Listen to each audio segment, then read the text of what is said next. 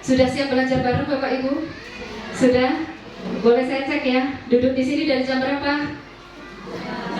Dari jam berapa duduk di sini?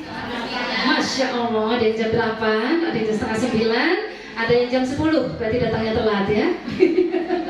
Baik, saya cek dulu ya Bapak Ibu, sudah terima snack semua?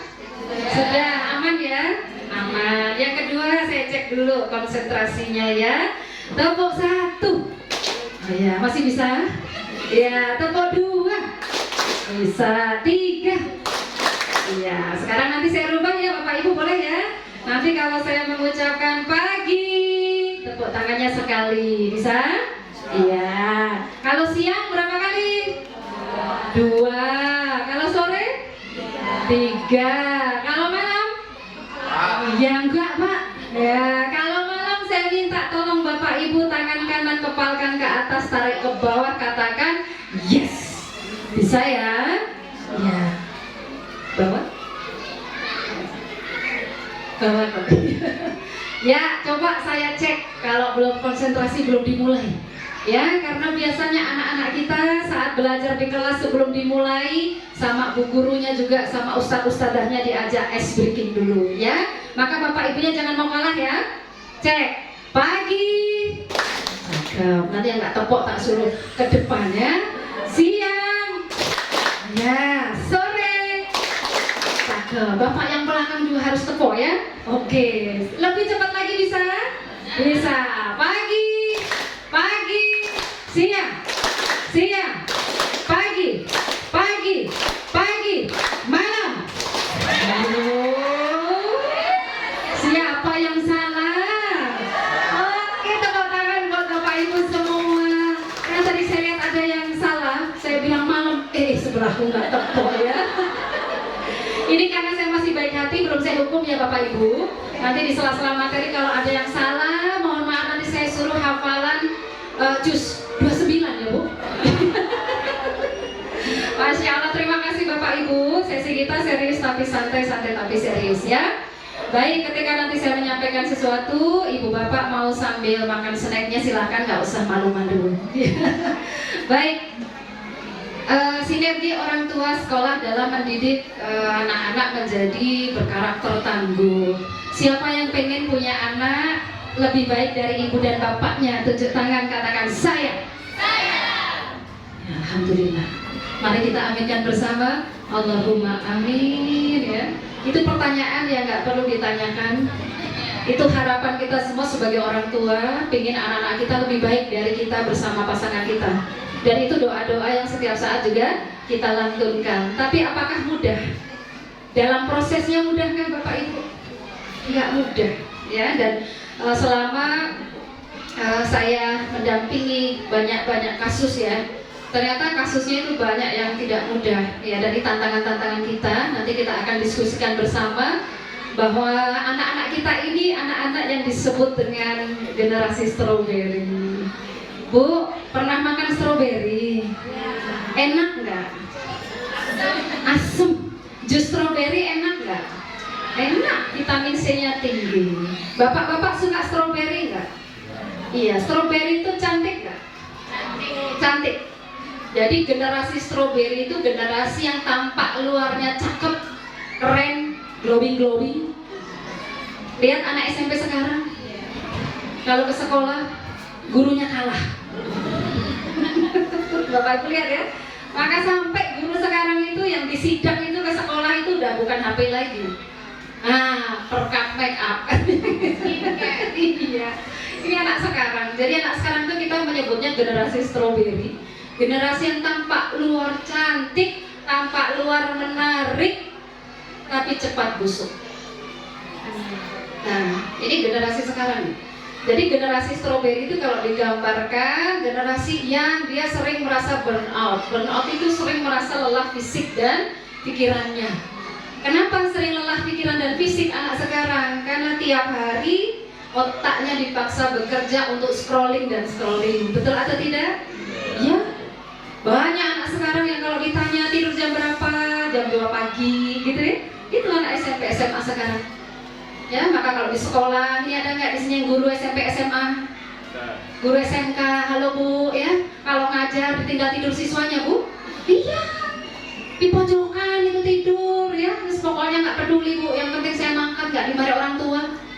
Tapi di sekolah ternyata tidur. Bu gurunya udah saking bingungnya, ya wes yang penting mangkat. Sampai mau diapain lagi udah nggak bisa tuh anak-anak ya. Karena salah satunya apa? Mereka tidak bisa memanage ya, manajemen waktunya begitu ya. Sehingga banyak siang jadi malam, malam jadi siang. Itu generasi strawberry. Kemudian juga generasi yang sering merasa insecure ya. Insecure sih artinya apa, Bu? Banyak anak sekarang merasa mengungkapkan kata itu. Saya sering merasa insecure. Saya merasa hidup saya kurang mancung, saya merasa kulit saya kurang putih, saya merasa kurang pintar, saya kurang kaya, saya kurang keren, dan seterusnya kan? Ya, generasi yang sering merasa insecure, kemudian dikit-dikit mereka mengatakan apa? Aku butuh healing. Iya, itu generasi sekarang. Dikit-dikit aku tuh capek, aku butuh healing. Pak, Bu, gitu kan? Aku bosen. Maka banyak juga yang akhirnya tanpa kalau saya hitung ya sudah banyak ya remaja yang ketika datang ke kami itu sudah langsung melakukan apa? Diagnosa terhadap kondisinya, kondisi mentalnya. Sedikit yang datang itu udah bilang, Bu Rofi, aku tuh kena bipolar. Ya, dari mana kamu bisa tahu kamu bipolar? Aku sebelum kesini udah googling dulu, Bu. Ya, maka banyak anak yang sebenarnya sehat dan baik-baik saja, tapi merasa dirinya tidak baik-baik saja, maka akhirnya ya sakit beneran. Ya, maka inilah generasi yang ini tantangan kita sebagai orang tua. Kita berharap anak-anak kita bukan menjadi generasi strawberry yang hanya tampak sepertinya menarik dari luar, tapi dia rapuh. Ya, jadi generasi strawberry itu digunakan untuk menggambarkan generasi muda yang dianggap rentan, mudah terluka, tidak tahan terhadap tekanan atau tantangan hidup. Jadi dapat masalah sedikit sulit move on. Dan ini adalah anak-anak yang sekarang diamanahkan Allah kepada kita. Sebagaimana di flyer yang dibuat oleh panitia ya, dan janganlah engkau meninggalkan generasi sesudahmu, generasi yang lemah. Quran surat An-Nisa. Ya. Itu pengingat untuk kita. Dan masalahnya anak-anak kita ini anak-anak yang memang dikit-dikit itu merasa aku tuh kayaknya masalahku berat begitu ya. Padahal coba lihat anak sekarang sampai dengan SMP banyak yang masih antar jemput orang tuanya, betul? Bahkan SMA masih antar jemput. Dulu ingat-ingat ibunya, Bu, mondal sendiri, dia mau lekol, jalan. Perjuangannya nggak mudah kan dulu kita naik bis, ya kan, bahkan yang mondal, gosong-gosongan juga ditekatin gitu ya Bu ya.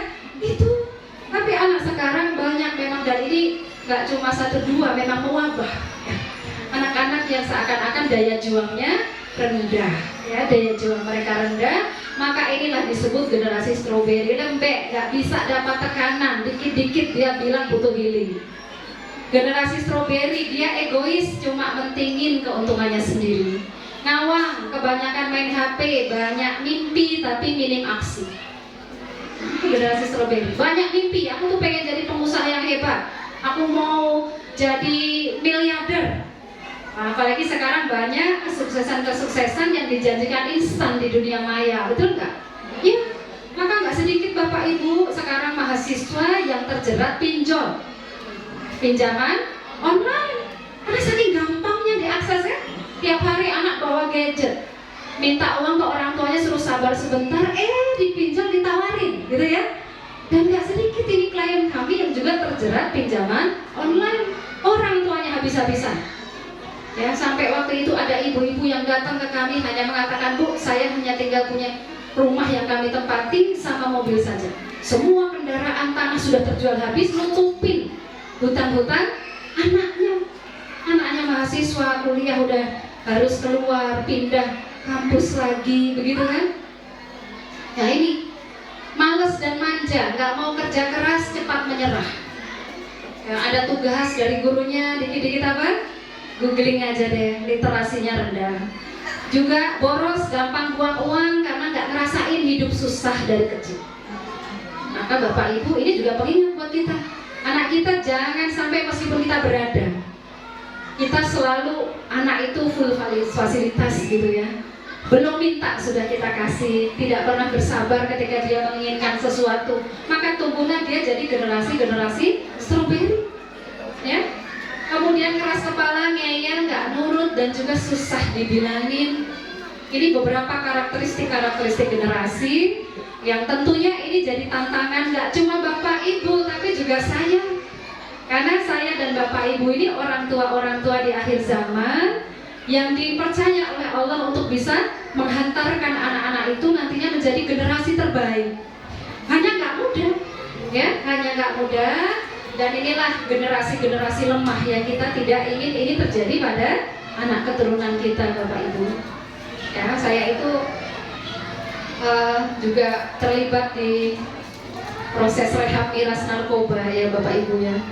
Jadi nggak sedikit remaja-remaja usia SMK yang dibawa ketika proses rehab itu, ketika mereka pakai seperti ini Bapak Ibu, tahu harganya berapa? Satu butirnya 5.000 ketika saya tanya. Sekarang saya tanya anak SMK itu, SMA, SMK itu kalau sekolah uang sakunya berapa? Uang sakunya berapa Bu? Ada yang 10, ada yang 15, ada yang 20, begitu ya? Mereka bilang ke saya mending gak jajan Bu, yang penting dapat pilnya. Saya sampai tanya, kamu kalau minum pil itu yang kamu rasain apa? Saya bisa gak capek berhari-hari.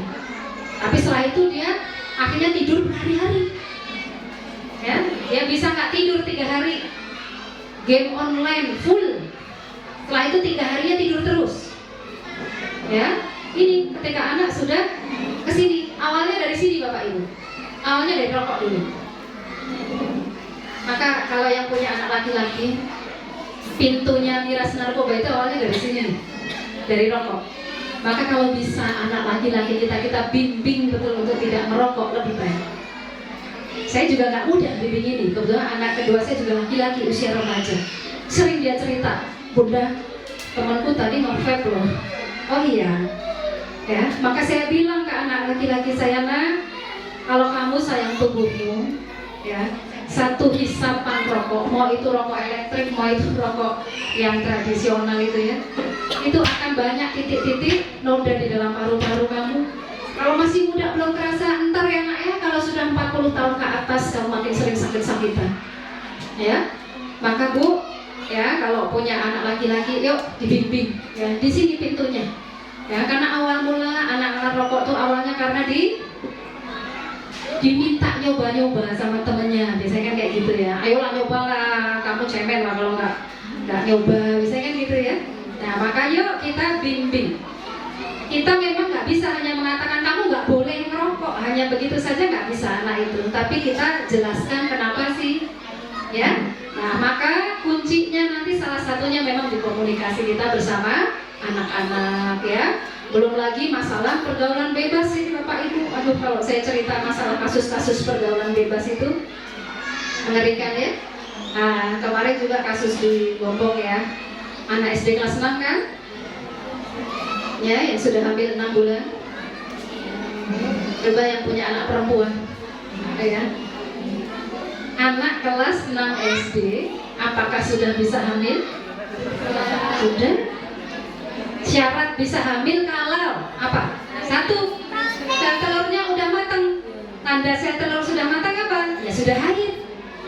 Maka kalau anak sudah haid itu perhatikan, 1 yang kita pahamkan ke anak bukan sekedar bagaimana cara pakai pembalut yang benar, bukan hanya itu saja, tapi juga kita pahamkan bahwa bahwa ketika kamu sudah haid, maka sel telur kamu sudah matang.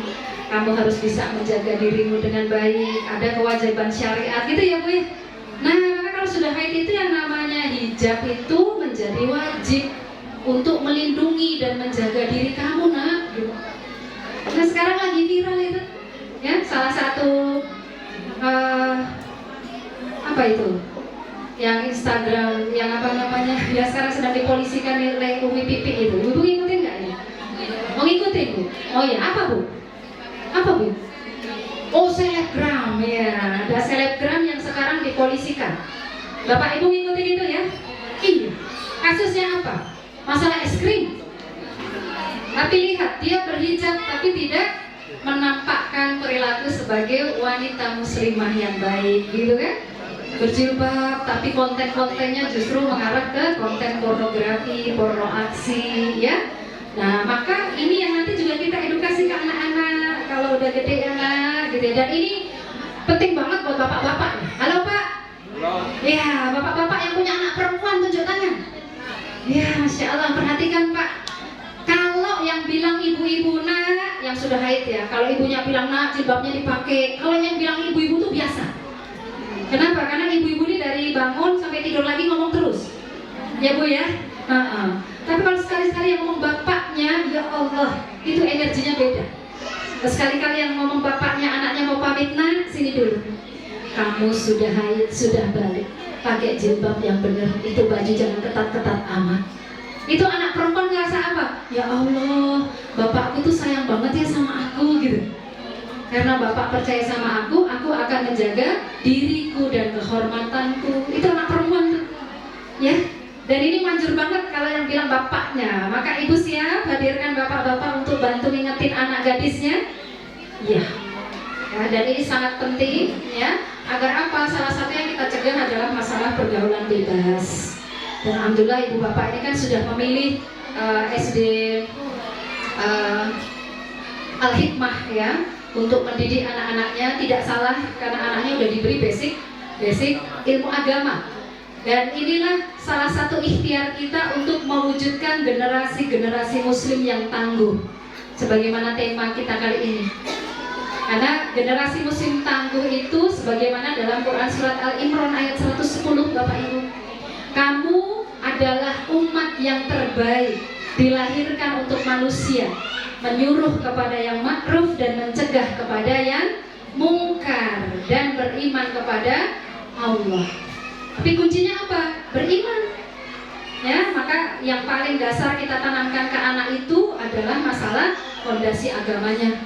Maka saya sangat merekomendasikan Bapak Ibu di usia pembentukan basic itu tanamkan agama yang baik, akidah yang baik. Maka pilih TK, SD, SMP itu yang ada fondasi agama. Karena pembentukan fondasi anak itu sampai usia SMP, ya. Kalau SMA udah mulai kepegang, aduh Bu mau masuknya ke umum gitu, nggak apa-apa. Biasanya udah kokoh dia.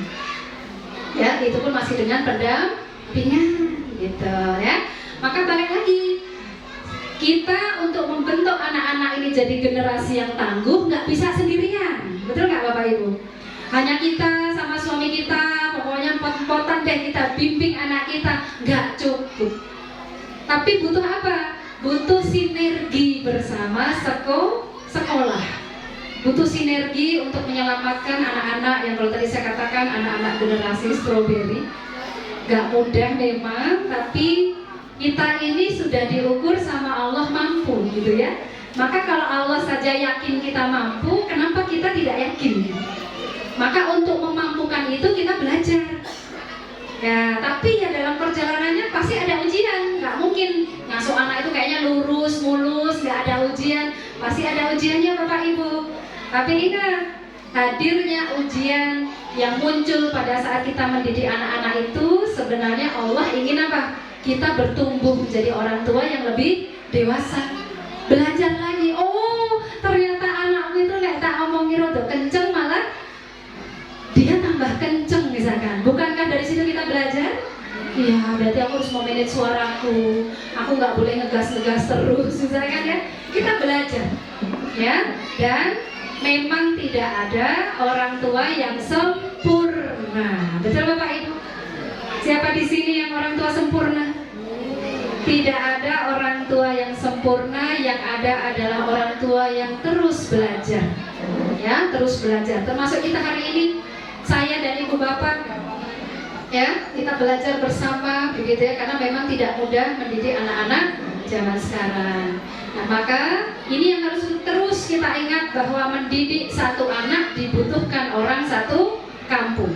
Untuk merusak anak satu kampung, hadirkan satu orang yang dia jahat, dia bejat, ya, maka anak satu kampung bisa rusak. Nah, tadi saya sampaikan itu, anak satu kampung sesempor misalkan ya, itu bisa rusak. Hadirkan aja satu orang yang kasih narkoba ke anak-anak, rusak satu kampung. Tapi untuk didik satu anak kita saja Bapak Ibu, nggak cukup hanya kita sama suami. Kita perlu bersinergi bersama siapa? Sekolah salah satunya. Maka Bapak Ibu nggak boleh ya kalau nanti nyekolahin di sini langsung pasrah sama ustadz-ustadzahnya saja, jangan. Jadi jangan katakan saya pasrah, apalagi ditambah kata belakang bongkoan. Tahu bongkoan Bapak Ibu?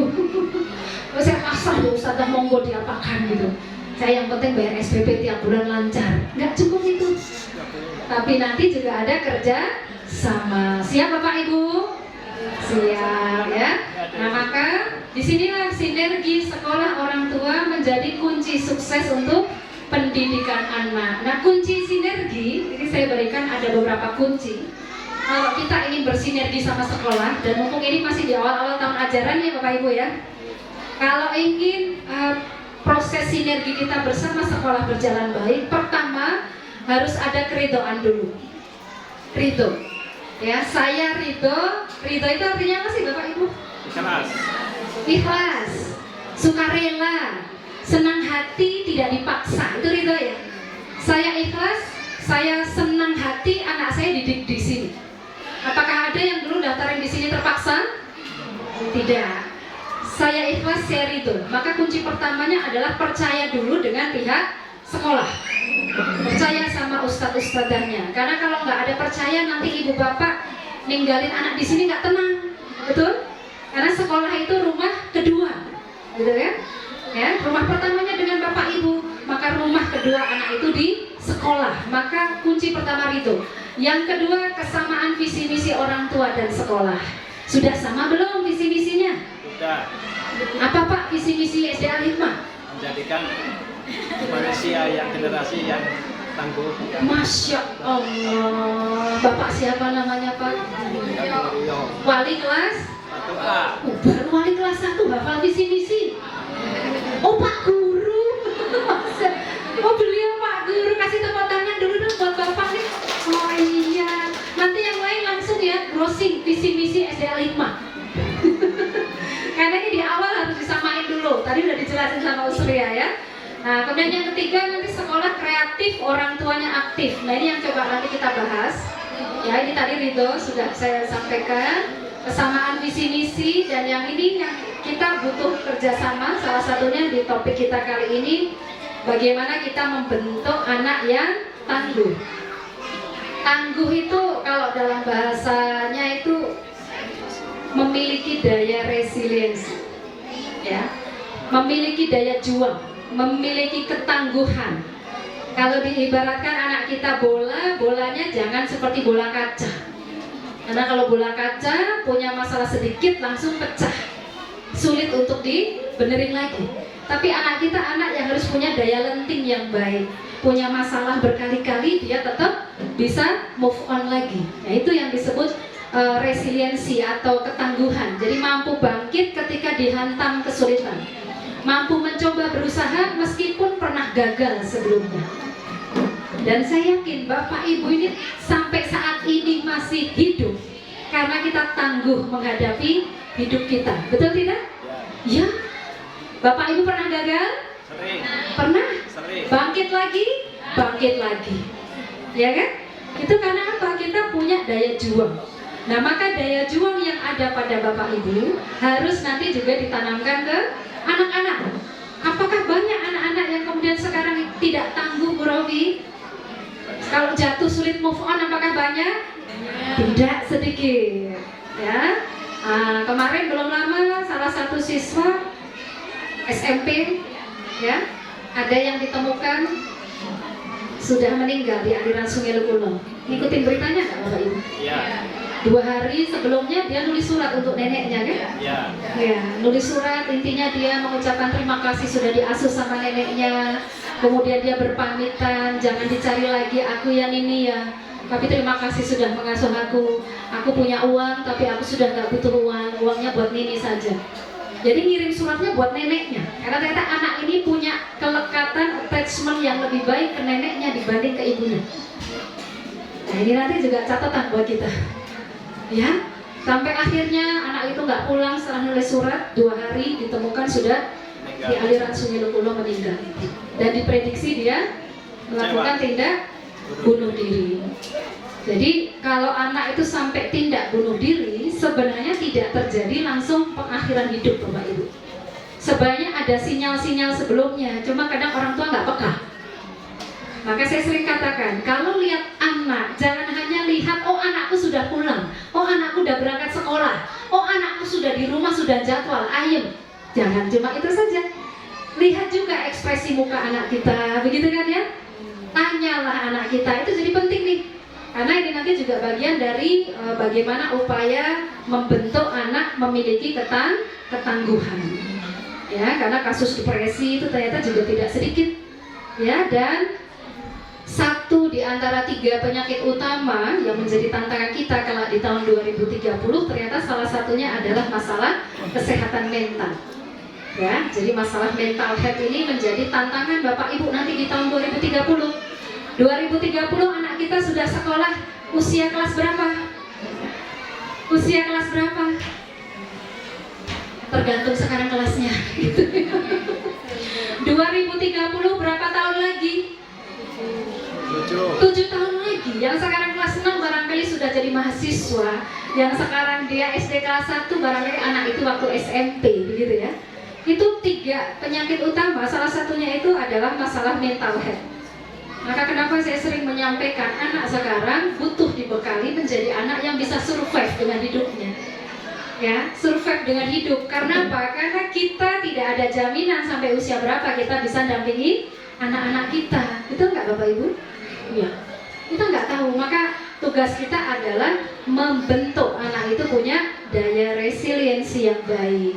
Nah, dan perhatikan Bapak Ibu, relasi itu sebagai fondasi ketangguhan. Kalau mau anak tangguh, salah satu kuncinya adalah kelekatan emosional yang baik antara orang tua dan anak. Dan kalau kita menyebutnya secure attachment. Attachment itu kelekatan yang membuat nyaman. Apakah ada anak yang tidak nyaman dengan orang tuanya? Banyak. Nah, kan kuncinya nanti di situ. Kalau mau anak kita tangguh, maka dasar ketangguhan hubungan dengan orang lain adalah anak harus nyaman dulu sama orang tuanya. Maka pertanyaannya, apakah anak nyaman dengan kita saat ini? Kalau masih nyaman, pertahankan. Kalau ada satu di antara anak kita yang kok mulai nggak nyaman ya Bu sama saya, coba evaluasi diri kita. Kenapa anak nggak nyaman sama saya? Apa yang salah dari saya dan apa yang harus saya rubah? Ya, karena ini kuncinya di situ. Secure attachment membuat anak merasa aman dan dicintai. Itu membuat anak punya daya juang yang lebih baik. Ya, ibaratnya fondasi rumahnya itu kokoh dengan punya kelekatan yang baik dengan orang tuanya. Kelekatan itu sudah dibentuk Ibu dari sejak dulu anak itu di kandungan, betul? Dalam kandungan setiap saat ibu lus-lus itu sudah attachment terbentuk kan? Begitu anak itu lahir, ibu mengasihi anak itu selama 2 tahun, ASI eksklusif. Ya, itu juga sudah pembentukan dasar attachment. Tapi tambah besar anaknya, apakah anak itu masih tetap lekat sama kita? Pertanyaannya kan ke sana. Ya. Karena kan dulu waktu anak itu masih kecil gitu kan, segala kebutuhannya kita penuhi gitu ya. Nangis sedikit kita datang, kenapa adik? Gitu ya, oh adik ngompol ya, adik pipis tadi, adik lapar ya kan gitu. Sekarang anaknya udah makin gede, ngasih kode-kode, kadang kitanya enggak. Iya, itu akhirnya attachmentnya jadi mulai memudar. Nah, maka perasaan aman dan dicintai menumbuhkan kepercayaan diri pada anak untuk bisa mengeksplorasi lingkungan serta punya kekuatan untuk pulih kalau anak itu mengalami kesulitan. Contoh, banyak sekarang orang tua kadang datang konsultasi itu merasa anaknya jadi korban bullying. Anak saya mengalami bullying Bu. Kemarin kasus terbaru anak kelas 6 SD dibawa ke saya. Waktu itu kasusnya anak itu setiap kali mau berangkat sekolah menangis, merasa di sekolah dia dibully teman-temannya. Dia merasa anak ini karena perempuan itu kadang suka ada circle-circle gitu ya Bu ya. Kemudian coba saya dengarkan dulu versi anak. Kenapa? Ketika saya tanya, bener kamu di sekolah teman mainnya siapa nak? Baru ditanya begitu anaknya langsung langsung nangis. Oh iya, saya dengerin dulu. Nah, itu baru ngalir lagi. Ternyata tidak selalu anak itu jadi korban bully. Ternyata anak ini kurang punya keterampilan dalam bersosialisasi, bergaul. Jadi anak ini ternyata ketika saya tanya kalau mau ngomong sama temannya itu detak jantungnya udah meningkat, udah kiku, mau ngomong apa bingung, sampai akhirnya dia diem. Temennya awalnya masih ngajak, ayolah, ayo main. Lama-lama karena temennya juga aktif-aktif, dia tertinggal. Ya, maka ini yang kadang kita perlu bijaksana ketika menemukan kasus-kasus. Ya, tapi alhamdulillah sekarang dalam proses recovery kita bekerja sama dengan sekolah. Anak ini juga, wali kelasnya nanti membantu, teman-teman diminta untuk melakukan intervensi bersama ya. Pas istirahat ya anak ini diajak, wali kelasnya memotivasi, anak ini pelan-pelan bangkit. Secara keterampilan sosial nanti orang tua juga ngajarin gitu. Ya, maka kalau terjadi sesuatu sama anak kita, jangan langsung kita mengambil kesimpulan. Ya, kita cari data yang cukup dulu. Ya, ini terutama masalah ketangguhan ya. Salah satunya ketangguhan untuk bisa menghadapi pertemanan, menghadapi tantangan hidup kan gitu. Nah, kebalikannya dari secure attachment itu adalah insecure attachment. Jadi anak itu merasa nggak nyaman ketika bersama orang tuanya. Ada kedekatan yang membuat anak itu rasanya nggak nyaman, akan tumbuh menjadi anak yang apa? Sering merasa takut, terintimidasi, dan juga merasa rendah diri. Karena kurang mendapatkan kelekatan, ya, fondasi kelekatannya kurang. Nah, itu menyebabkan anak itu nantinya mudah takut ketika menghadapi tantangan-tantangan ibu-ibu. Maka ini buat ibu-ibu yang masih punya planning anak selanjutnya, saya selalu pesan ya, yang namanya ASI 2 tahun itu wajib berikan ke anak ya. Kenapa? Masa anak itu kan nggak akan berulang, nggak akan terulang ya. Wah, repot banget bu anak sekarang bu, iya. Tapi suatu saat kita akan ngerinduin itu saat anak udah makin gede bu ya. Siapa sekarang yang anaknya udah pada mondok, di rumah berasa tinggal punya anak tunggal. Usria tunjuk tangan, kata berapapun anak, lama-lama anaknya pergi semua gitu ya. Sampai akhirnya kadang kita kangen rumah ini ribut gitu. Kangen ada yang gondelin kan gitu.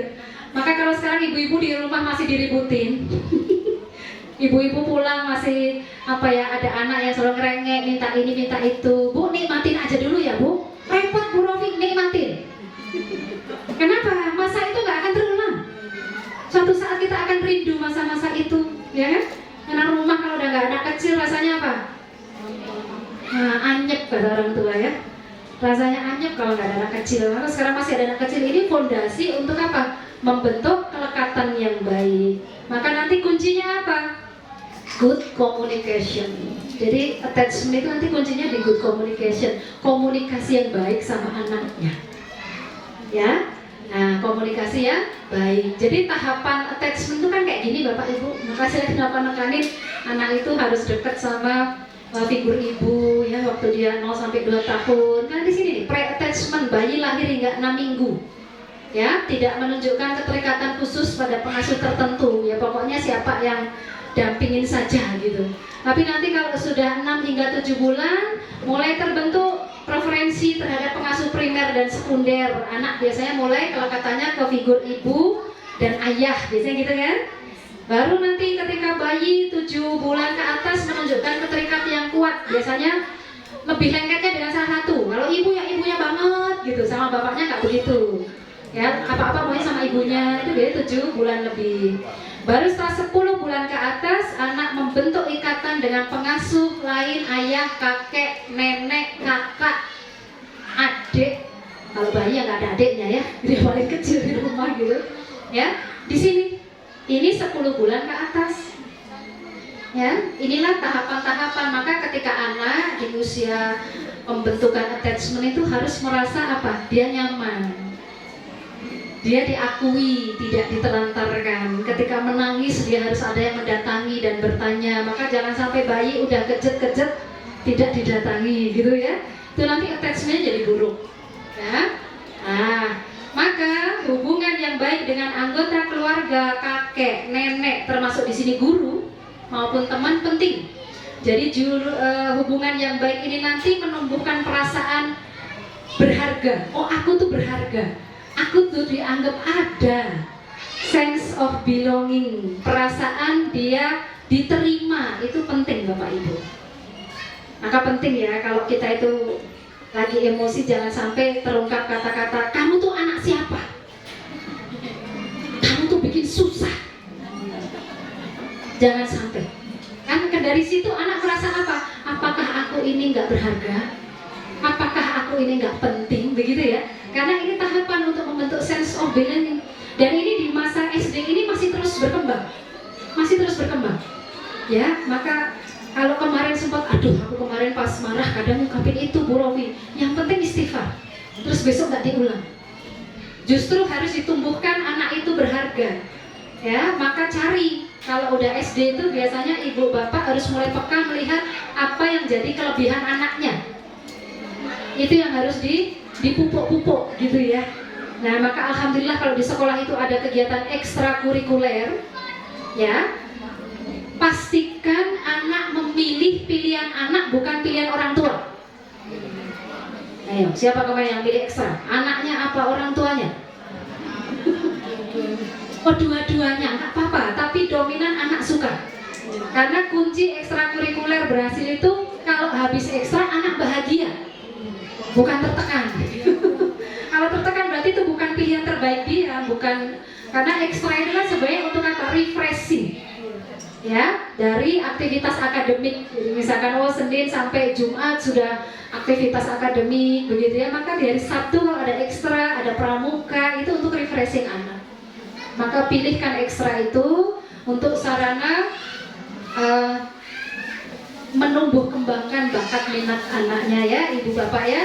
Jadi perasaan-perasaan itu akan membangun percaya diri dan ketangguhan. Nah, maka basicnya di sini ya Bapak Ibu ya. Mohon izin untuk Silahkan Pak dulu.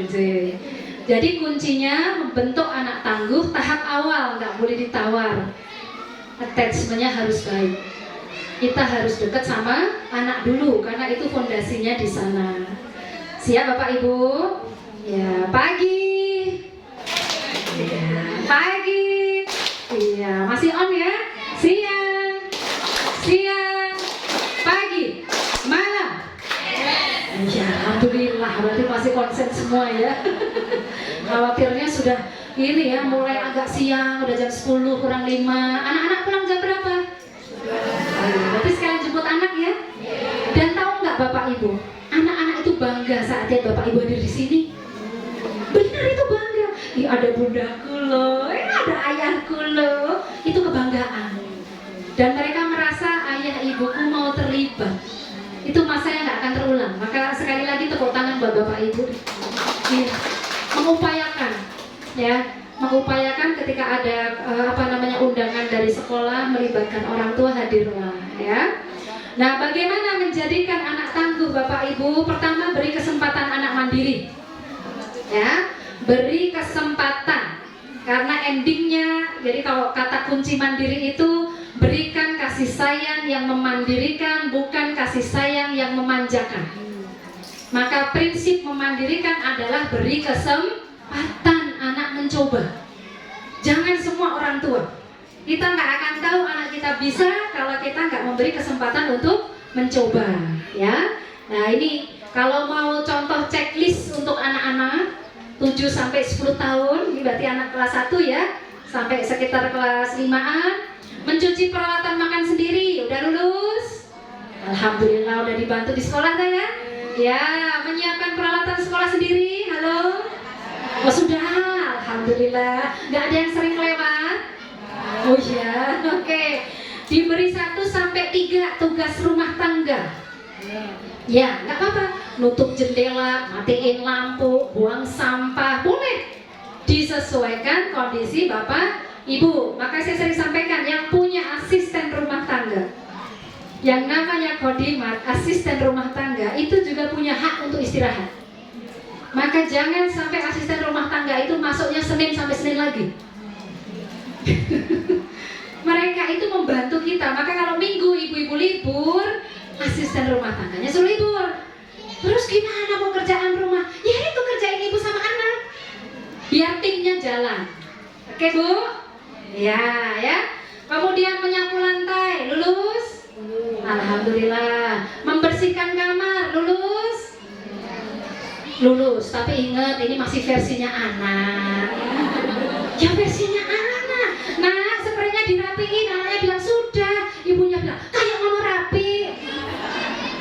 Kita katakan sesuai tahapan perkembangan. Ibunya bisa ngerapiin seperti sekarang karena ibunya udah dewasa.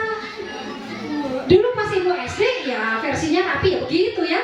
Iya. Apalagi memasak sederhana. Udah bisa mecahin telur dari cangkangnya. Alhamdulillah. Ini skill loh ya. Jangan sampai anak udah kelas 3 SD bahkan nyeprok telur aja nggak bisa. Ya masih ingat sekali dulu saya ngajarin anak itu, bahkan pecahin itunya jangan langsung di wajan. Kita ngatain kan, di mangkok dulu deh, tuk tuk tuk deh, pecah ya deh ya sampai keluar. Setelah itu panasin wajannya deh, kasih minyak baru, nanti kamu masukin telurnya, kasih garam. Itu skill. Anak nggak tahu kalau nggak diberi kesempatan mencoba. Ya, udah lulus? Apakah ini hanya untuk anak perempuan masalah ceplok-ceplok telur? Anak laki-laki harus bisa juga? Iya. Iya, cakep ya. Oke. Apalagi masak sederhana? Ya tadi ya sudah saya sampaikan, menutup aurat.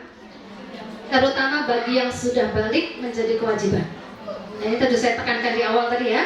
Nah, itu juga kemandirian. Apakah dia udah tahu nih, batas auratnya seperti apa. Kemudian pembiasaan ibadah. Nah, ini yang sudah SD nih, SD kelas 5-6 ya, udah mulai gede-gede, latih mencuci pakaian. Apalagi yang besok SMP-nya mau mondok. Halo. Kalau SMP-nya masih mau mondok tuh disiapin dari anak kelas 5-6 itu latihan cuci bajunya sendiri. Terutama baju harian dulu. Kalau seragam kan ibunya belum tetap. Minimal pas libur itu suruh nyuci baju hariannya itu, kaos kakinya, celana dalamnya. Pernah ngerasain nguras bak mandi bagaimana? Saya tuh nanganin kasus anak-anak di pesantren itu nggak betah, ternyata salah satunya apa? Dia nggak mandiri dulunya. Jadi suruh ngantri suruh piket bersihin bak mandi itu bagi dia siksaan. Dia dulu waktu SD dia nggak pernah dilatih untuk nguras bak mandi. Ya, pernahkah anaknya nguras bak mandi ibu? Alhamdulillah. Oh, yang masih gedek-gedek nanti dilatih pelan-pelan ya, sesuai usia. Ini buat yang 11-14 tahun. Menyetrika pakaian. Ya, alhamdulillah. Memasak masakan lebih kompleks ya. Dilatih pelan ya. Supervisi adik. Nah, ini penting. Maka yang sudah 11-14 tahun ini pastikan punya adik. Ya, belum ada adik Bu. Maka kalau bisa ada hewan peliharaan di rumah. Melatih tanggung jawab, empati, ya. Jadi kalau ada adiknya bagus itu, kadang-kadang bantu dia untuk ngomong adiknya, gitu ya. Itu ternyata latihan untuk melakukan manajemen di rumah. Ngajarin adik, ibunya capek, yang ngajarin PR siapa? Kakaknya. Ini ibunya pinter banget ini ya. Delegasi Bu Robi, gitu boleh, ya. Nah, kemudian yang kedua, buat rutinitas harian. Buat rutinitas harian, dari bangun tidur anak itu apa? Bangun tidur, beresin tempat tidur, mandi, sarapan. Paling enggak Bapak Ibu habis maghrib jeda, TV, handphone mati dulu. Ya, Bu mampunya setengah jam nggak apa-apa. Setengah jam TV mati dulu, handphone mati dulu. Ngapain? Cek anak harus jadwal, ngulang ngajinya. Ibu yang punya anak kelas 1 SD, ngajinya masih aba. Iya Bu? Ya, pernah ngulang di rumah? Ya, tolong lanjutkan ngulang di rumah ya Bu. Agar apa? Dari aba, ba itu nanti kelak jadi bacaan Al-Quran. Biar kita dapat pahala jariahnya. Bahwa anak kita bisa baca Al-Quran tidak hanya dari ustadz-ustadzahnya, tapi kita orang tuanya juga terlibat, dapat pahalanya meskipun hanya ngulang aba. Baru 3 baris anaknya sudah Bu. Nggak apa-apa, yang penting rutin. hari, ya. Itu. Kemudian 3, beri dukungan emosional saat anak hadapi kesulitan. Ketika anak merasa kecewa, merasa sedih, marah, ya, perhatikan bahasa tubuh ibu dan anak ini, Bapak Ibu. Ini bahasa tubuh yang menunjukkan orang tua memberikan dukungan emosi ke anaknya. Saat anak kecewa, halo, kemarin anaknya ikut lomba 17-an? Apakah semuanya menang? Berarti ada juga yang kalah. Pada saat menang sih hore-hore, tapi saat kalah apakah anak kecewa? Kecewa. Apakah boleh kecewa? Boleh. Kalau anak kecewa jangan alah gitu aja, sedih. Jangan. Kalau anak kecewa sedih, validasi emosinya dengan apa? Oh iya, adik sedih ya, sini nggak apa-apa, gitu kan? Justru besok adik latihan lebih pintar lagi, gini nih, membesarkan hati, menerima kekalahan. Jadi anak itu ngerasa ada yang mendengarkan keluhannya, ada yang empati dengan kondisinya, gitu kan? Ya, maka penting ini. Karena ini lagi musim-musim 17-an, banyak lomba-lomba gitu ya. Nggak semua anak di peringkat 1 gitu ya. Nanti ya nggak ada yang nerima hadiah kedua, ketiga, harapan 1, harapan 2 gitu, karena semua 1. Ya, maka ini memvalidasi emosi. Kemudian latih problem solving. Kalau anak punya masalah, Bu, Pak, latihlah dia yang mengambil mencari jalan keluar dulu. Misalkan dia cerita, bunda aku tadi di sekolah tuh temanku tuh kayak gini banget loh, dia cerita. Jangan langsung kita kasih solusi ya Bapak Ibu ya. Kita tanya balik, menurutmu harus gimana ya Dek biar suasana kelas jadi baik? Menurutmu gimana ya Dek biar kamu tuh bisa nyaman main sama temen-temenmu? Dan dengarkan, barangkali anak akan berlatih harus gimana ya Bunda. Nah dari sini, itu nanti soalnya kalau udah makin SMP, SMA, kuliah, masalahnya makin kompleks. Kalau nggak dilatih dari kecil, latihan problem solving, nanti anak tidak terbiasa menyelesaikan masalah. Yang kelima, apresiasi usahanya, bukan semata hasilnya. Ya, kalau dia udah berusaha, makan kerupuknya juga udah mati-matian dia. Ya, untuk lomba balap karungnya juga sampai jungkel-jungkel gitu ya. Pokoknya perjuangannya luar biasa lah gitu ya. Maka apresiasi usahanya, meskipun hasilnya barangkali belum nomor 1, nggak apa-apa. Adik, kamu sudah hebat, makasih ya, kamu keren banget, juara di hati ibu gitu ya. Peluk dia. Senang nggak anak? Senang. Jadi jangan sampai kita salahkan, gimana sih mbak nomor 1 gitu ya. Jangan, karena bahagia adalah pilihan. Meskipun kita nggak nomor 1, tapi kalau kita bahagia itulah pilihan kita. Dan sekarang banyak, mohon maaf, kasus depresi itu salah satunya karena anak yang tidak dibiasakan menerima kegagalan. Dia selalu berhasil, selalu terpenuhi keinginannya, selalu harus nomor 1, selalu harus didahulukan. Ya, maka banyak kasus kan nggak keterima di PTN, kemudian terjadilah ketidakstabilan psikis, ya, melamar ditolak. Banyak kasus begitu kan sekarang. Iya, maka ini kita latihnya itu dari kecil. Dari kecil lewat momen-momen yang ada di sekitar kita, momen 17-an, momen nanti kelas meeting sekolah, jeda akhir UTS misalnya, ada event-event sekolah. Itu event untuk mengembangkan banyak keterampilan untuk jangka panjang anak kita. Yang terakhir, ajarkan self-care. Self-care. Self-care itu artinya apa? Dia bisa merawat dirinya. Tahu kalau dia butuh istirahat, tahu kalau dia butuh makan yang baik, begitu ya. Nah, di self care ini tentu butuh bimbingan orang tuanya. Contoh makan yang teratur, makan yang bergizi, ya. Nah, ini menjadi penting, berolahraga, tidur yang cukup. Maka ibu bapak biasain anak di rumah tidurnya teratur.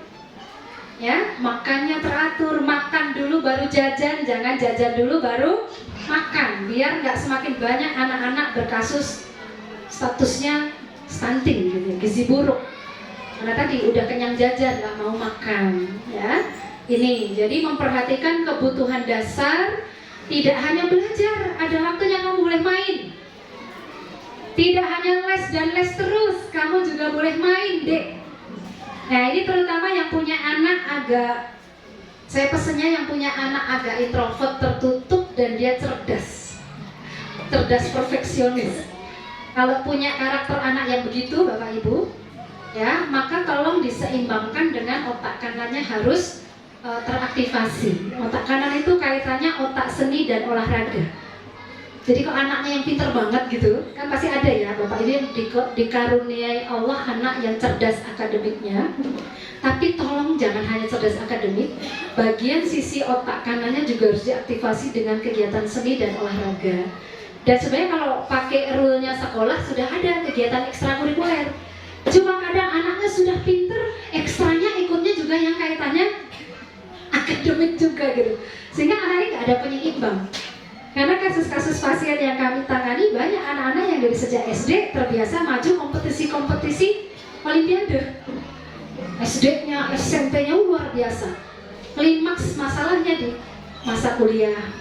Beberapanya ada yang saat usia SMA.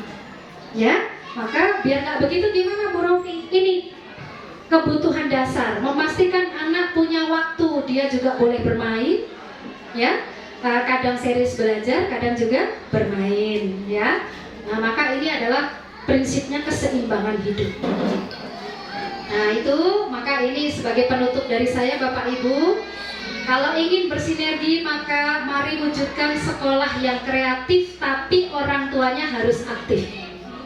Ciri sekolah kreatif orang tua aktif: 1. Bangun kebiasaan anak bangun pagi. Anak sukses dimulai dari pagi harinya. Sepakat tidak? Orang sukses bisa dilihat dari bangun paginya. Sepakat tidak? Ya. Maka bangunkan anak kita di pagi hari. Kita rule-nya adzan subuh, Pak. Latihan aja. Susah ya Bu Rofi gitu ya. Barangkali sekali belum bangun, coba yang kedua. Mungkin belum bangun, nyalakan lampunya, gitu kan? Yang membuat dia nyaman di kamar tuh apa? Kita rubah, gitu ya. Apalagi sekarang kalau pagi dingin ya Bu ya. Iya. Tapi kita latih terus, ya. Apalagi anak-anak yang sudah balik itu kan sholatnya sudah wajib. Pastikan subuhnya dia sesuai waktunya. Ya. Semakin siang anak bangun, semakin moodnya nggak bagus. Ya, maka bangun kebiasaan anak bangun pagi. Yang kedua, asah kemandirian anak dan kurangi omelan orang tua. Ya, yang sering ngomel ibunya apa bapaknya di rumah? Pengakuan ya. Apa betul Pak? Betul. Bapaknya mau jawab mumpung istriku nggak di sini Bu. Tapi karena ibu-ibu di sini rajin ikut majelis taklim, rajin hadir parenting gitu ya. Ngomelnya sudah ngomel yang tertata sekarang ya Bu ya. Iya, ngomelnya banyak baca istighfar, katanya gitu ya Bu ya. Yang penting kalau baca istighfar pertahankan mukanya juga muka yang baik ya Bu. Ada nggak yang istighfar tapi mukanya melotot? Masih mending Bu Rofi itu mah istighfar yang keluar gitu kan. Iya, tapi mukanya juga harus baik. Ya, kalau kata, karena ini nanti kuncinya di good relationship tadi, good communication. Jadi kalau kata Ustadz Ajo Bentri itu, saya pernah ikut di sesi kelas beliau itu, beliau menyampaikan kalau kita gambarkan dunia anak kita saat ini itu penuh virus. Virusnya macam-macam, narkoba, free sex, LGBT dan seterusnya, itu virus-virusnya anak kita sekarang. Maka anak itu biar nggak kena virus, anaknya harus dapat imun tubuh yang baik. Imun tubuh yang baik itu dimulai dari mana? Dari komunikasi yang baik. Jadi parenting yang baik itu dimulai dari good communication. Kita ngomongnya baik sama anak. Maka karena sudah sering ikut sesi begini, paling nggak kalau dulu ngomelnya tiap hari, sekarang di jeda-jeda hari gitu ya. Senin ngomel, Selasa insyaf, Rebo ngomel, Kamis iya, jeda-jeda. Nanti lama-lama berkurang terus sampai akhirnya kita berproses menjadi orang tua yang semakin bijaksana. Karena kan menuju bijaksana tidak ujuk-ujuk, semuanya step by step. Maka tadi saya katakan nggak ada orang tua sempurna, nggak pernah salah gitu kan. Yang penting terus belajar. Siap ya Bu? Iya, kita saling menyemangati ya. Yang ketiga, pamit penuh cinta orang tua dan anak. Ayo, kalau pamit bagaimana biasanya? Kalau pamit biasanya bagaimana? Boleh ya, saya izin Bapak ada yang maju ke depan ya. Pertama Bapak yang pakai peci maju ke depan, didampingi Bapak yang baju merah. Nah, baju merah, kaos merah. Bukan Pak Ustadz ya? Iya, boleh ya Pak ya? Maju Pak. Oh jangan katanya, ya sudah deh, yang paling depan. Ya, maju Pak, yang pakai peci sama yang paling depan. Mohon izin ya Pak, maju boleh ya Pak? Ya, kasih tepuk tangan Bu. Ya, sini sama Bapak berdua. Iya, sini. Kan nggak setiap hari bisa ngerjain wali SD Al-Hikmah ya. Iya. Pak, namanya siapa ya Pak? Pak Suparno. Ya Allah, ternyata Pak Parno dari sini. Mohon maaf ya Pak. Iya. Satunya Pak siapa? Imam. Pak Imam. Ya. Sekarang saya tanya, ini yang cocok dari bapaknya yang Pak Suparno apa Pak Imam? Ini Pak. Iya. Ini Pak Suparno jadi bapaknya ya. Pak Imam jadi anaknya. Ini kita mau role play. Ya, boleh ya Bu? Iya. Sekarang Pak Parno nanti pura-pura jadi bapak ya. Boleh ya? Dan Pak Imam ini anaknya Pak Parno.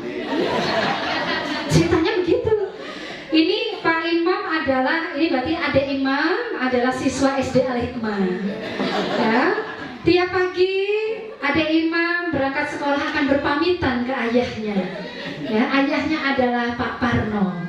Kita lihat pada saat adik Imam ini mau sekolah seperti apa kalau mau pamit. Siap? Siapa? Iya. Aduh ya Allah, aku dikerjain Bu Rofi ya. Kita mulai ya. 3, 2, 1, action. Sebentar. Bapak boleh pegang mic. Adik Imam pamit ke Pak Parno. Silakan. Pamit pagi hari ini ceritanya mau sekolah ya. Silakan. Zaman sekarang Us. Ayo zaman sekarang. Iya. Zaman sekarang. Oh, iya.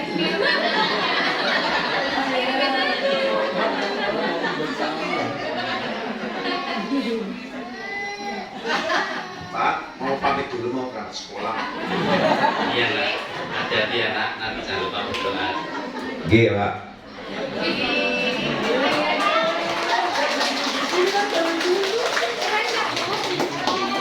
Seperti itu. Sekarang coba dibalik. Bapak. Coba sekarang sekali lagi.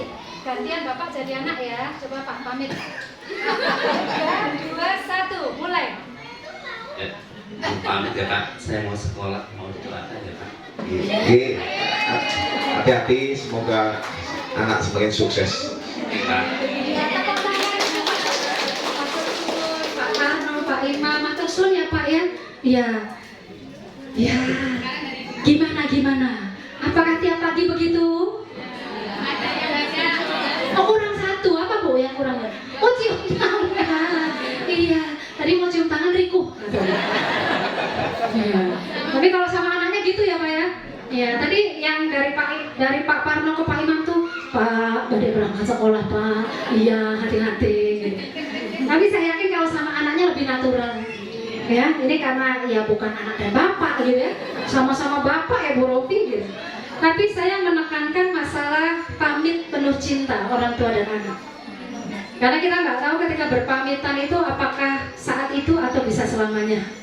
Maka saat berpamitan dengan anak, pastikan ada kenangan yang indah dengan anaknya. Ya, pada saat berpamitan, kalau boleh saya pesan, saat kita jabat tangan, boleh ketika anak mencium punggung tangan ayahnya tangan kirinya jangan hanya diem. Ibu bapaknya tangan kirinya juga lakukan sentuhan. Jadi attachment itu juga dibentuk dengan sentuhan. Sentuh anaknya, ya. Kemudian ucapkan kalimat positif. Tadi Pak Parno udah bagus, ya. Oke, hati-hati ya. Dan ada pesan-pesan gitu ya. Silahkan. Pak Imam juga begitu. Tadi memberikan pesan-pesan ke anaknya, ya. Maka ini penting. Yang kedua, kadang-kadang pisahnya itu dari rumah atau dari ujung jalan situ. Kalau turun dari kendaraan, anak baru turun jangan langsung ngegas. Anak baru tuh langsung udah ya, begitu turun ya lakukan dulu perpisahan itu loh, salim dulu ya, pegang yang baik, baru anaknya berpandra ya, Assalamualaikum gitu. Bahkan saya lihat itu ada bapak ibu yang kadang punya kreatif apa sih, tos-tos sayang gitu, boleh nggak apa-apa. Nah semangat, apa namanya, kasih kata-kata yang positif silahkan. Ini namanya pamit penuh cinta orang tua dan anak ya. Ada yang orang tuanya jauh? Bagaimana dengan ayah atau ibunya yang barangkali jauh? Atau ayah yang LDR? Ya, merantau misalkan ya, pekerjaannya jauh. Maka bagi orang tua yang jauh, boleh saya berpesan paling enggak sehari itu minimal 2 kali ya, kalau bisa video call sama anaknya. Pertama itu saat anak itu sebelum memulai aktivitas biasanya ya. Jadi misalkan pagi itu sebelum sekolah itu sempatkan video call sama anaknya. Hari ini jagoannya ayah, hebat ya di sekolah ya, semangat ya nak ya, patuhi mama ya, ayah doain dari jauh. Itu ada saluran spirit ke anaknya. Yang kedua saat malam sebelum anak tidur, itu untuk memvalidasi emosi. Adik gimana hari ini? Ayah hari ini temanku ada yang nakal ya. Maka ayahnya akan memberikan penguatan kan begitu. Ya, jadi yang tolong yang suaminya mungkin merantau, kerjanya jauh gitu ya, tidak tinggal satu rumah, sehari minimal berapa kali tadi? 2. Paling nggak pagi sebelum anak memulai aktivitasnya silahkan diatur sesuai jam kerja. Yang kedua malam sebelum anak istirahat ya. Oke, ini kemudian yang keempat, sambut hangat guru di sekolah. Maka buat guru-guru wajib biasanya ada jam tiket, ada guru di depan menyambut kehadiran siswa-siswa, penuh senyuman menyambut siswa tersayang. Siap ya ustazah-ustazah ya? Ya. Kemudian kepulangan yang selalu dirindukan. Ingat, rumah laksana syurga adalah rumah yang semua penghuninya selalu rindu untuk pulang ke rumah. Maka buat anak-anak, meskipun mungkin rumah kita sederhana, tapi anak selalu rindu, merindukan kepulangannya. Itulah baiti jannati. Tapi kalau anak sudah nggak kangen pulang ke rumah, buat apa di rumah, itulah bibit-bibit anak biasanya akan mencari kenyamanan di luar. Ini kasusnya sudah banyak ini. Kenakalan remaja dimulai dari anak gak nyaman di rumahnya sendiri ya. Kemudian apalagi, bangun keberlanjutan kebiasaan baik di sekolah dan di rumah ya.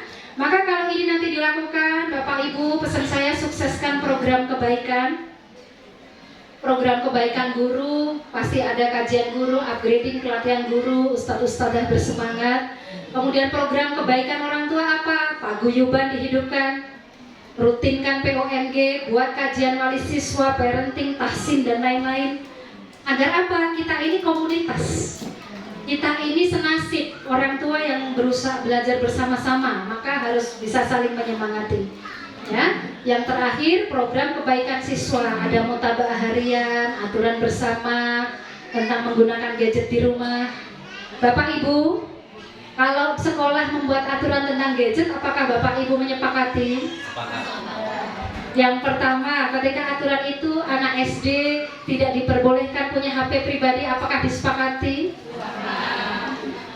Ada yang bilang, alah kadung Bu, kemarin habis sunat dapat uang banyak, sudah ke counter malah saya nambahin 200.000. Ada yang begitu. Kalau yang udah terlanjur pesan saya. Kalau yang belum sih saya sarankan kalau bisa SD jangan punya kepemilikan pribadi gadgetnya. Bagi yang sudah kadung karena tadi dapat uang sunat lah, dapat uang lebaran lah gitu ya, maka tolong kendali gadgetnya tetap di tangan orang tua. Yang kedua, kalau bisa ketika dikendali orang tua maka anak akan pakai harus izin orang tua. Maka aturan selanjutnya jangan ada password. Ya, ini sebagai penutup nih dari saya. Kenapa saya nekanin ini? Karena kemarin saya habis nanganin kasus anak kelas 6 SD. Anak kelas 6 SD laki-laki yang dia sekolahnya dari TK juga TK Islam, SD-nya juga di SD Islam. Tapi ternyata dia terpapar oleh lingkungan yang buruk, lingkungan di dunia pergaman. Jadi anak ini mulai punya handphone di kelas 4 SD. Dia sangat hobi banget main game, gamenya game online. Saya tanya ke Bapak Ibu, apakah kalau main game online anak itu hanya main mabarnya hanya dengan teman sekolahnya? Tidak. Apakah juga dengan anak-anak sekolah lain? Iya. Apakah mungkin juga dari anak-anak kabupaten lain? Iya. Apakah mungkin dengan anak-anak dari negara lain? Iya. Apakah hanya dengan anak-anak saja? Mungkin nggak dengan orang dewasa? Mungkin. Dan ini kemarin yang kami dapatkan. Ini juga nanti sekalian saya pesan ke Ustadzah Ria dan kawan-kawan. Kasus kemarin yang terbaru, anak kelas 6 SD laki-laki kemarin kasusnya janjian temu dengan anak kelas 6 SD juga akhwat, perempuan juga. Ya, janjiannya di mana? Di kamar mandi sekolah. Jadi modusnya itu berangkat gasik. Jadi bagi ibu bapaknya dikiranya seneng ya, anakku sekarang semangat sekolahnya minta berangkatnya gasik gitu. Ternyata gasiknya itu anak sudah mengatur waktu jam berapa satpam tuh belum datang. Jam berapa guru piket tuh datang, anak tuh sampai ngapalin ritmenya. Maka anak ini minta berangkat sekolah tuh 5:30. Saya tanya satpam, guru piket datang jam berapa Ustazah? Ada yang mungkin jam 6 gitu ya, jam 6:04 gitu. Itu minta berangkatnya 5:30. Bagi bapak ibunya, yuk sekalian saya ngangkat ngantor yuk gasik, ngedrop anak dulu. Ya, ternyata ya Allah berkehendak membuka kasus itu. Ternyata anak itu janjian ya, anak putra sama putri di kamar mandi sekolah. Nah, setelah itu sekolah minta saya untuk menangani kasus ini. Saya bilang saya belum mau menangani kasus ini sebelum ada data yang bisa dipegang. Maka saya minta gimana caranya sekolah harus bisa pegang gadget kedua anak itu. Ya, akhirnya pinter juga sekolah visit ke rumah anak. Kemudian gimana caranya udah dapat handphone anaknya, udah bisa minta buka passwordnya, dan akhirnya saya diberi print out chatting anak itu beserta teman laki-lakinya tadi. Nah, dari sini kemudian sebenarnya manfaatnya apa? Saya ingin mencari akar masalah agar bisa jadi pelajaran buat orang tua yang lain. Ternyata berawal dari mana Bapak Ibu? Berawal dari game online. Jadi awalnya di game online, anak ini anak yang memang kebetulan attachment di rumahnya nggak terlalu baik. Anak ini kalau attachment relasi dengan orang tuanya nggak begitu baik, dia larinya ke sesuatu yang bikin dia nyaman, yang sering dia muji siapa itu teman-teman di online-nya. Kan kalau anak main game online tuh dia dapat reward ya, dapat penyemangat. Ih, kamu mainnya keren gitu ya, kamu bagus mainnya gitu kan. Nah, setelah itu dia akan mendapatkan chat biasanya kan, kamu mainnya bagus banget, kamu anak kelas berapa? Dia jawab, aku anak kelas 5. Ternyata itu kecanduannya mulai dari kelas 5 ya. Kelas 5, aku juga kelas 5 loh, kamu di SD mana? Terus terjadi obrolan.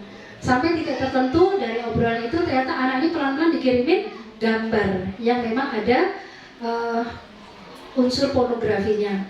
Dan itu ada bukti print out-nya ya. Saya itu sampai mempelajari print out-nya itu setebal di print sama gurunya betul. Ya, sampai dari gambar lama-lama dikasih video, lama-lama anak itu yang suruh memfoto organ vital dia sendiri ke lawan chatnya itu. Nah, disinilah dimulai adiksi pornografi. Jadi yang namanya adiksi itu tidak terjadi tiba-tiba, ya, tapi ada proses sampai anak itu di titik tertentu, ya sudah aku harus melakukan. Cari ke siapa? Ini teman online nggak mungkin, dia carilah teman perempuan kan biasanya anak-anak itu suka punya grup sendiri gitu. Tahu ini nomor temennya itu yang mana gitu, chat, ada yang nanggepin nih. Terjadilah janji temu tadi. Nah, ini yang kemudian untuk pelajaran Bapak Ibu semua. Kalau anak SD belum punya HP lebih baik. Kalau sudah punya, dampingi. Saya sering katakan, kalau anak main game, jangan langsung dilarang. Karena kalau langsung dilarang, anak itu apa? Sebel sama kita. Tiap kali kita datang, HP-nya terus, matiin ya. Matiin mas, gitu. Tiap kali kita datang, instruksi kita apa? Matiin HP-nya gitu ya. Baik sih maksudnya, tapi ditangkap anak apa? Nyebelin ya, bunda sama ayah. Terus gimana Bu Romi? Duduklah bersama. Saat anak main game, saya ingat sekali waktu anak laki saya dulu di kelas 5. Karena anak saya dulu tuh kelas 4 pas masa pandemi ya dia ya. Dia seneng banget main game. saat mabar itu dia sama temennya kan kadang bisa ngobrol gitu. Saya duduk di sampingnya, asik banget sih mas. Oh, kamu bisa saling ngobrol ya? Kamu bisa chat ya? Dari situ kemudian kita bisa masuk edukasi. Mas, tahu nggak kalau chat pastikan ya kamu tahu dengan siapa kamu chatting. Karena yang di dunia maya itu belum tentu semuanya orang seusia kamu gitu. Bisa jadi di antaranya orang dewasa.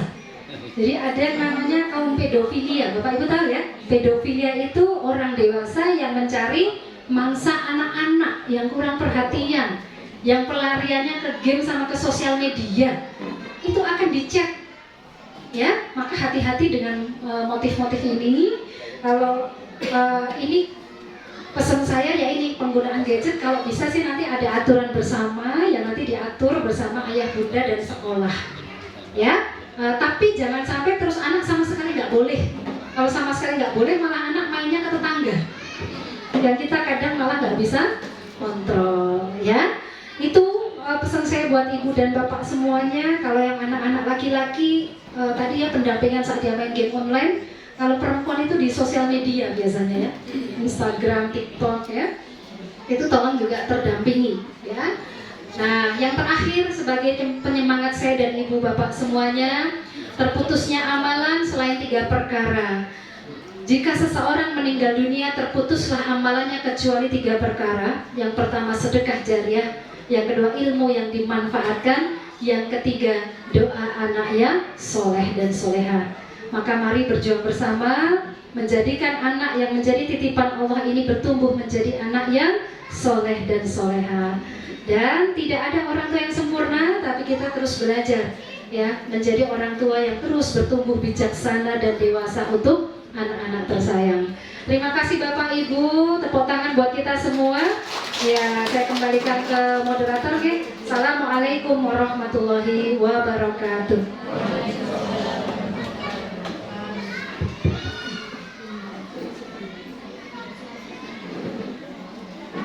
Saya kira kepada Bunda Rofia, luar biasa materi parenting hari ini ya Ayah Bunda ya.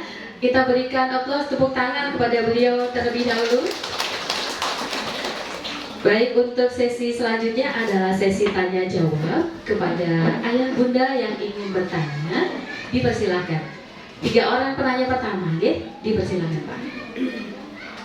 Langsung dijawab ya Bun atau sekalian? Ditampung 2 dulu, oke.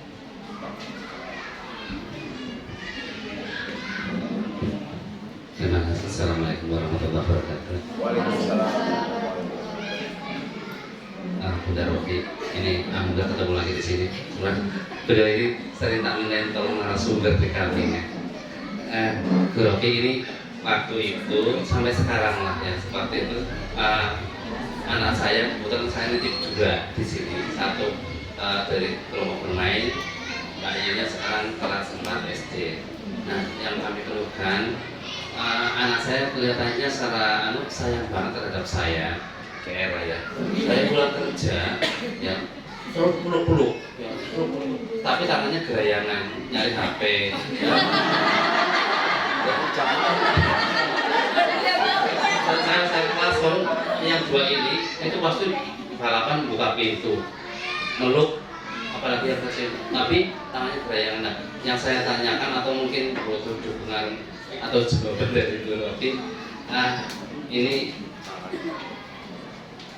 kami memang yang satu benar yang sampaikan Bu Rofi tadi, terlanjur punya HP yang kelas 4. Nah ini tapi yang nagih banget malah yang sekarang TK. Waktu itu saya minta tolong Ustazah, terus tolong diingatkan untuk mungkin anak saya atau mungkin untuk semuanya terkait dengan kecanduan HP.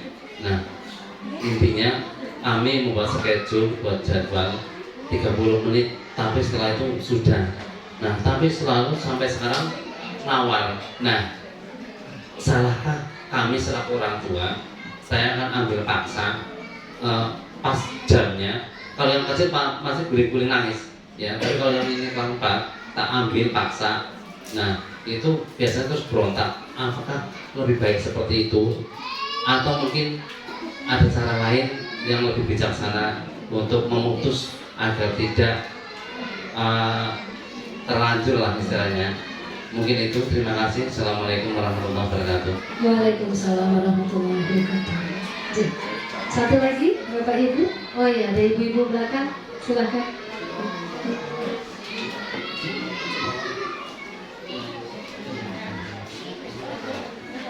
Assalamualaikum warahmatullahi wabarakatuh. Waalaikumsalam. Selamat pagi Bunda. Pagi. Pertanyaannya saya adalah Bundanya siapa, Bu? dari Bundanya Ibu siapa? Sri Mulyani. Ya. Oke. Saya mempunyai anak karena ragil mungkin ya, jadi kelihatan manja. Yang pertama, saya kepengen melakukan yang tadi adanya rutinitas kegiatan sehari-hari, misalnya membantu orang tua ya. Misalnya sudah diberitahu bahwa dia misalnya tadi merapikan kamar tidur, tetapi hanya sehari 2 hari. Jadi kita maunya ngomong terus setiap pagi misalnya, ayo harus dirapikan setiap sampai 30 hari misalnya. Dan anak cenderung kan Bunda bisa, nah gitu biasanya kan semaur seperti itu nggih. Nah itu terjadi beberapa kali. Nah saya harapkan di sini bagaimana kalimat-kalimat yang bagus dan indah agar anak mau melakukan rutinitas yang kita jadwalkan Bunda. Jadi terima kasih. Assalamualaikum warahmatullahi wabarakatuh. Waalaikumsalam warahmatullahi wabarakatuh. Monggo benar Rafi untuk Atau sulam, Bu. Pertama dari Pak Parno terkait dengan manajemen penggunaan gadget pada anak. Prinsipnya Bapak, kita membuat aturan waktu, dan tadi alhamdulillah Bapak sudah buat aturan minimal misalkan 30 menit boleh, dan ini sebenarnya fleksibel ya. Kalau misalkan anak itu diminta dia ngambek misalkan ya, kita boleh membuat misalkan negosiasi sampai butuh waktu tambahan berapa lama misalkan ya, misalkan 10 menit atau 15 menit ya, tapi setelah ada tambahan waktu itu kita harus tegas meminta ya. Jadi dan ini memang sebenarnya kunci pertama kan ada aturan gitu ya Pak ya, ada aturan. Dan yang kedua, tegakkan aturan. Kalau misalkan kita lihat kondisionalnya nih, kadang-kadang ya udah deh dikasih tambahan waktu 10-15 menit nggak apa-apa, tapi jangan lebih dari itu. Yang ketiga, minta ya. Prinsipnya ketika meminta anak, Bapak Ibu, pastikan Bapak Ibu sudah memberikan aktivitas pengganti. Jadi misalkan, nak, matikan HP-mu, tapi kita sudah punya alternatif. Habis matiin HP, anak kita ngapain? Matiin HP-mu, kucingmu nunggu mau dikasih makan itu. Matiin handphonemu, itu raketmu sudah minta dimainkan, ayo main raket sama bapak. Matikan handphonemu, itu sepedamu sudah menanti untuk kamu kayuh misalkan ya. Karena anak sekarang itu awal mula main HP itu awalnya kan bingung mau ngapain, jenuh. Jadi rata-rata anak adiksi gadget itu karena jenuh. Yang kedua karena kesepian. Ya, maka buat anak kita tidak kesepian dengan ragam aktivitas, dan komunikasi ke orang tua adalah komunikasi yang menyenangkan. Begitu ya Pak ya. Yang kedua dari Bu Sri Mulyani tadi ya. Oh iya, Menteri Keuangan kita ya. Tadi pertanyaan Ibu, Bu, saya membuat kebiasaan baik ke anak, merapikan tempat tidur. Tapi berlakunya cuma sehari 2 hari. Ketiga, keempat, kelimanya terus nggak berjalan lagi. Gimana ya Bu Rovia? Masa saya harus ngomong tiap hari terus gitu?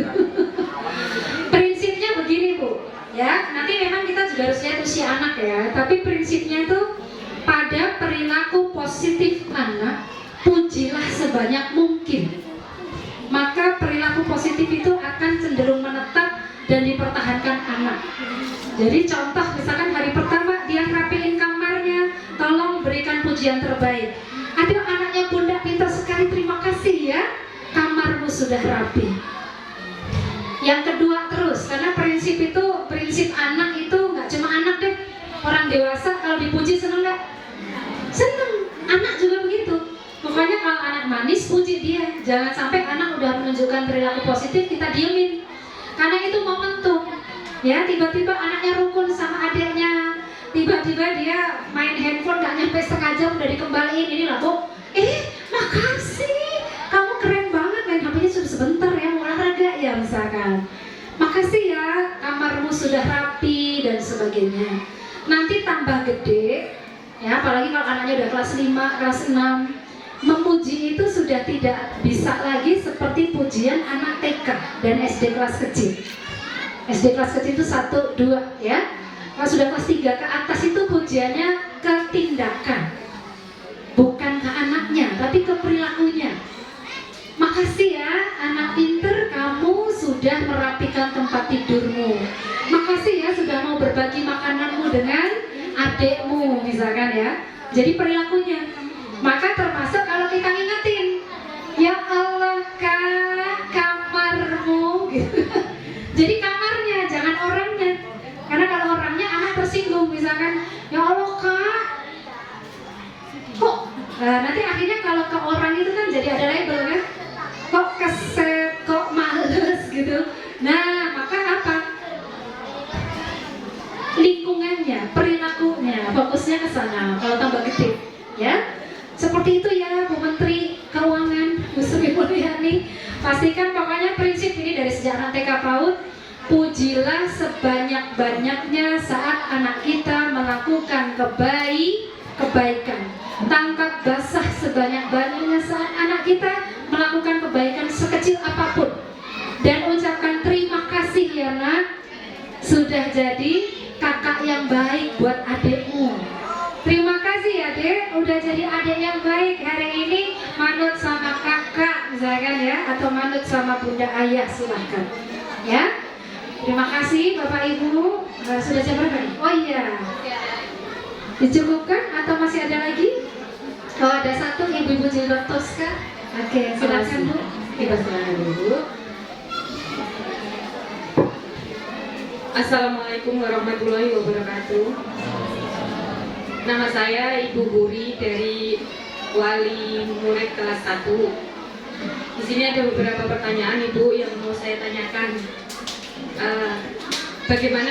Yang pertama, bagaimana penjelasan kita atau sikap kita jika anak kita membandingkan sekolahnya dengan sekolah lain? Misalnya, memang pada dasarnya awalnya sekolah di sini itu atas kemauan orang tua Ibu, karena saya pikir orang tua yang lebih memilihkan sekolah buat anaknya. Tapi di suatu ketika ada pertanyaan dari anak, mama sih tuh temanku sudah pulang gak sih? Ini dari saya pulangnya sore terus kayak gitu. Terus kadang ada titik jenuhnya kayak gitu loh Ibu. Terus yang kedua, dari yang pertama tadi, bagaimana sikap kita menjelaskan kepada anak untuk yang baiknya. Yang kedua, untuk tadi ada yang dari paparan tadi, ada yang kita mengajarkan untuk tidak boros terhadap anak dan tidak memberikan kebebasan yang ini terhadap anak. Tapi kita dalam satu keluarga kan ada kakek, nenek, ada tante, ada keluarga yang lain. Kita sebagai orang tua sudah bersikap sebisa mungkin untuk bisa membuat anak mengerti. Cuman di sekeliling kita kadang misalnya kita sudah membuat peraturan seperti ini, cuman nanti ketemu sama kakek sama neneknya, dia diberikan kebebasan untuk yang berlawanan dengan peraturan yang sudah ditetapkan orang tua. Apa yang harus kita lakukan untuk menghadapi situasi seperti itu? Terima kasih. Tepuk tangan dulu buat yang bertanya. Ya, ini tanya terakhir ya sepertinya ya. Baik, oh ya kan anak-anak sudah mulai berdatangan minta jemputan ya. Baik Bunda, yang pertama tadi pertanyaannya bagaimana kalau anak kita membandingkan sekolahnya dengan sekolah temennya. Karena dulu anak sekolah di sini permintaan orang tuanya, anaknya sebenarnya maunya yang pulang kasih. Harus bagaimana Bunda? Pertama saya sampaikan dulu ya Bu, kalau anak usia TK ke SD memang harapannya pemilihan sekolah lebih dominan ibu dan bapak. karena anak belum mampu membuat keputusan, ya, sehingga memang lebih baik pilihan ibu dan bapaknya karena disesuaikan dengan visi misi keluarga, biasanya begitu. Tinggal yang kedua, kalau anak mulai merasakan tuh kan temanku pulang gak sih, aku pulangnya sore terus, misalkan ya, maka bunda carikan sisi positif. Tapi adik keren, udah dapet tambahan ngaji, adik keren, ada kegiatan yang beragam. Jadi gimana caranya kita menguatkan sisi-sisi positif yang barangkali ada di sekolah ini, yang barangkali nggak ada di sekolah temennya. Jadi carilah sisi positifnya. Begitu ya Bu ya? Oke. Beda lagi kalau nanti pemilihan SMA, perguruan tinggi ya. Kalau itu anak sudah mulai banyak dilibatkan karena anak sudah mulai remaja ke atas ya, dewasa awal. Kalau masih TK ya, pemilihan SD ya, itu masih orang tuanya yang memang harus memilihkan, kan anak masih pola berpikirnya belum matang. Begitu ya Bun. Yang kedua tadi Bu, kata Bu Rofi, salah satu ciri generasi strawberry tadi generasi yang pinginnya apa-apa dipenuhi, akhirnya hidupnya tuh boros gitu ya. Bahkan nggak sedikit yang malah dewasanya terjerat pinjaman online. Bagaimana kita tetap konsisten menerapkan pola itu, sedangkan di kanan kiri kakek nenek barangkali kadang-kadang nggak kompak nih gitu ya. Bunda ayahnya ngajarin hemat, kakek neneknya enggak misalkan. Pertama, pahami dulu psikologis pengasuhan kakek nenek. Memang kakek nenek itu biasanya sangat senang ketika membahagiakan cucunya, kan gitu ya. Nah, apalagi kakek nenek itu ya biasanya rasa cintanya melebihi cintanya ke anak-anaknya kan gitu. Ya, maka yang penting sih gini Bunda, jangan terlalu mengambil jalur konfrontasi dengan kakek nenek ya, karena kalau semakin konfrontasi seakan-akan beda pendapat, nanti malah membuat kita stres gitu ya. Yang penting tetap ke nilai-nilai dasarnya. Kan mungkin kalau ke kakek nenek kan ya kadang-kadang beliin jajan melebihi, tapi kan nggak tiap hari. Kadang beliin mainan, tapi kan juga nggak tiap hari ya. Tapi yang harian itu kan kita yang memanage bersama pasangan. Jadi kalau pun ada kakek nenek, tapi ingat keluarga inti adalah ayah, ibu, anak. Maka pengambilan keputusan-keputusan yang terkait harian tetap di bapak dan ibunya. Kalau kakek nenek itu selingan aja, kadang pengen beliin sesuatu, kadang pengen ngasih tertentu kayak gitu. Gitu ya Bunda ya. Oke. Maka prinsipnya di boros ini ya, jangan sampai kita kalah dengan tangisan dan rengekan anak kita karena tiap hari barangkala menginginkan mainan baru gitu ya, sesuatu yang baru gitu. Ya, tapi ingatlah bahwa kalau saat anak dari kecil permintaannya selalu dipenuhi, nanti saat dewasa kita yang akan barangkali menangis karena perilaku anak kita di masa dewasa. Maka jangan kalah hanya dengan tangisnya anak-anak, rengekan anak-anak di masa dia kecil. Begitu Bu dan juga Ayah semuanya, terima kasih. Semoga saya sharing-sharing pagi ini bermanfaat. Di rumah kita punya spirit baru, semangat baru untuk menyelamatkan anak generasi. Terima kasih, dari saya ada benarnya, datangnya dari Allah semata.